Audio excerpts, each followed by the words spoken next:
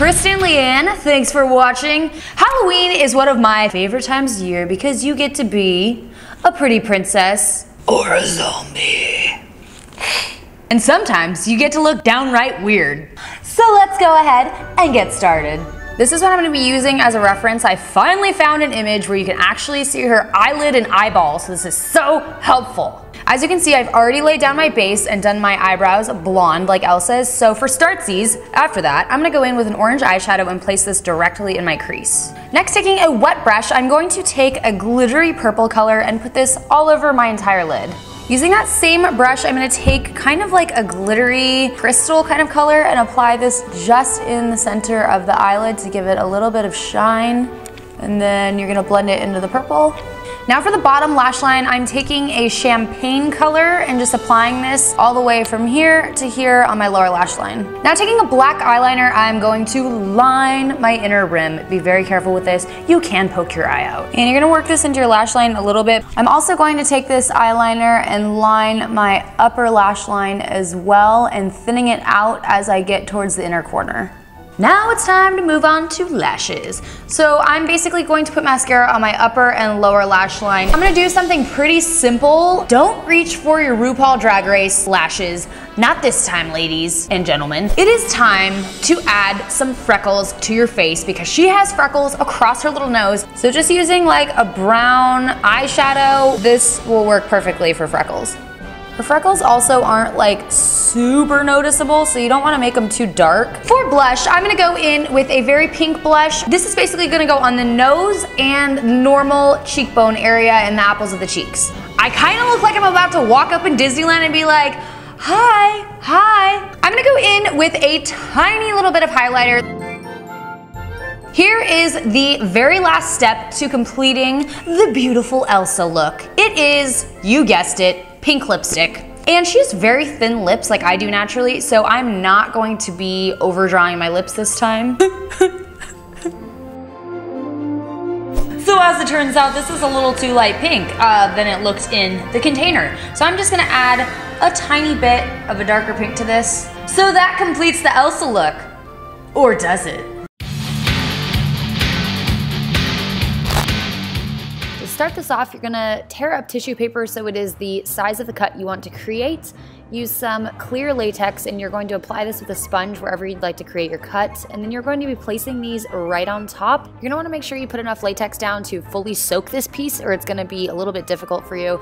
Once that's on there, you're gonna take more latex and lay it over top of it. Then you're gonna wanna flatten the edges around this latex out into your skin so it's pretty seamless. And then you're gonna let this dry and you're gonna repeat all these steps about 4 times so that this latex piece is thick enough to create a cut. Now we're gonna create like a gash pretty much. You can use a cotton ball or these cotton pads. You're gonna wanna tear these up into little pieces so they are the size of the cut you'd like to create.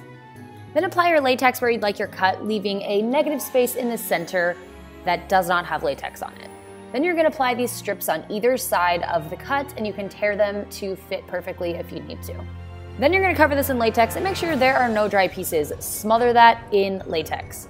And again, you're gonna wanna smooth out the edges into your own skin so that it blends seamlessly. My lighting seems to have blown out the cotton ball areas a little bit, so hopefully you can kind of get the gist of what I'm doing. Then with some kind of a small tool, you're going to just reinforce that center area and make sure that is open for all the blood and grossness that we're gonna put inside of it. And on this one, there's no repeating. It is basically one and done. And of course we need a mouth cut because that is gross and zombie-like, right? So this is basically the same kind of cut. However, it's such a small space that I decided to just cover it with one strip of cotton rather than creating the double sides. Then I covered this with latex again, and while it was still wet, I took a tool and kind of opened the center area for the cut so it had some dimension and a place for me to put some blood. To create an even deeper cut here, I just took some scissors and cut through the cotton. Here I'm just applying random patches of latex to give my skin a little bit of texture. I also applied extra latex on that cut on the side of my mouth to make it look like blood drops. Here's one of my favorite parts. You're gonna pinch the latex on your nose once it's dry and clip that little piece with the scissors so you have a space to get those in there, and then very, very, very carefully, you're going to cut up the cut, and I kind of tried to do this in like not an exact straight line so it looked a little more natural. And then after that, once you have the cut there, you're gonna cut away some of the flaps on either side so that you have some space to put blood. And we need to disguise these cuts a little bit so they don't look like they're just plopped right on our face, so I am applying foundation to each of the cuts in all the areas that I put latex. Now going in with a dark purple color and a small brush, I'm just kind of like making my eyes look set back and shadowed and zombie-like. And I'm gonna carry this underneath my eye and around my nose area to just create the look of sagging skin that's possibly rotting. And I'm applying this color also on the spots that I applied the latex. Make sure you give yourself some bags. To make these cuts and gashes look like they're popping off of my face, I'm going to shade around them so they look bruised-like and more three-dimensional, and you're gonna leave a little bit of space between that shading and the actual three-dimensional part of the cut so that it looks like it is raised. I'm also gonna go around and just add random little patches around my face with this smaller brush. Just don't get overzealous because you don't wanna end up with an entirely purple face. That would just be awkward for everybody. I'm also adding a reddish-brown color around in areas to give the illusion of some rotting flesh and more dimension. And I'm taking this down my neck and adding purple patches, and then I'm also going to be shadowing the already shadowy parts of my neck. Now taking a white matte eyeshadow, I am highlighting all the areas of my face that I would normally highlight, except like on steroids. You're also going to highlight the front of your esophagus, your collarbones. Taking black water-activated body paint, I am filling in all of the cuts with this black paint to give it some dimension before I go in with the red. I'm also applying a little bit of this to my lips to just really start that decaying effect. Super duper attractive. Once most of the black paint is out of my brush, I am basically just stippling on some extra rotting flesh. Now I'm filling in each of the cuts with my body paint in red. With what is left over on the brush, which is a light red, I'm going to paint on some random veins here and there on my face to really give the illusion of translucent skin.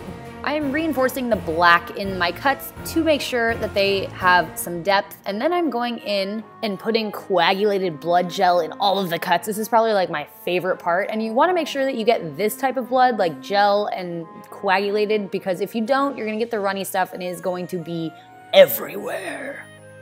I decided to get cray-cray with this, and you know what? I put some blood on my lips, made it look like I just ate a brain, and some on my neck, and you can pretty much put this blood wherever you'd like. Just make sure you are somewhat sparing with it. You don't want to cover your entire face with blood.